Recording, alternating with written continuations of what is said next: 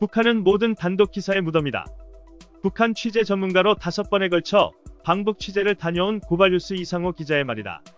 워낙 폐쇄적인 국가라서 북측이 공식적으로 확인해준 사실조차도 추가 확인이 필요하기에 자칫 한쪽 정보통의 말만 듣고 단독으로 기사를 출고했다가는 오보당하기 십상이라는 것.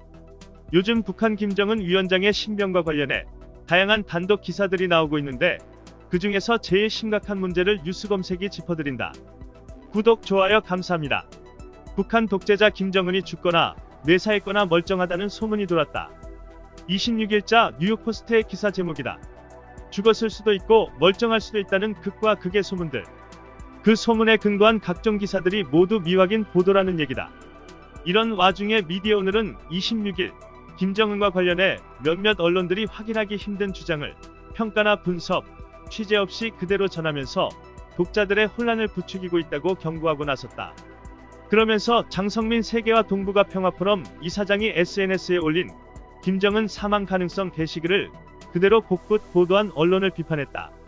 실제로 포털 네이버에서 24일부터 26일 이틀간 장성민이 언급된 기사를 검색해보니 무려 90건에 달했다는 것. 이 정도면 총선 직전 진중권 복붙 보도를 방불케 하는 수준이다. 남의 SNS 글을 퍼가는 주제에 심지어 단독 표시까지 붙인 언론도 있었다. 쿠키뉴스 단독 장성민 대북 소식통 김정은 사실상 사망한 듯. 세계일보 김대중 대통령 시절 국정상황실장 장성민 김정은 사실상 사망 상태. 뉴스핌 DJ 참모 장성민 김정은 의식불명 코마 상태.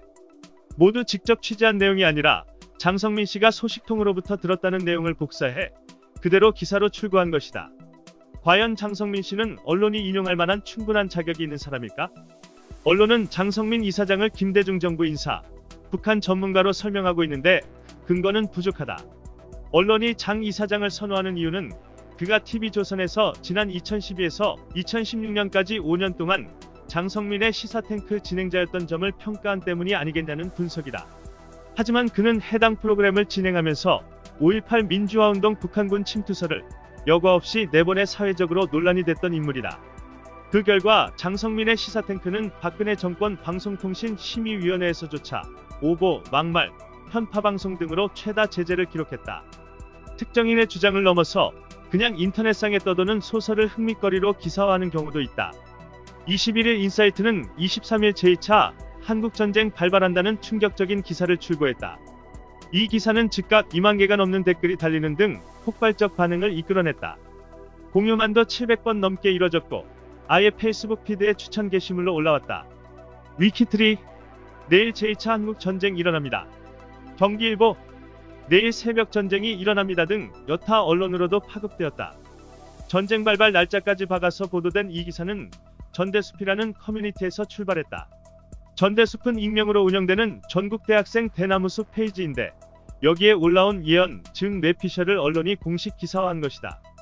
23일이 지나도 전쟁은 발생하지 않았고 개인 뇌피셜을 신문에 복붙하는 무책임한 언론에 대한 경종이 울리고 있다. 역시 기덕이는 살처분이 답이다. 이상 뉴스 검색이었습니다. 구독과 좋아요 부탁드립니다.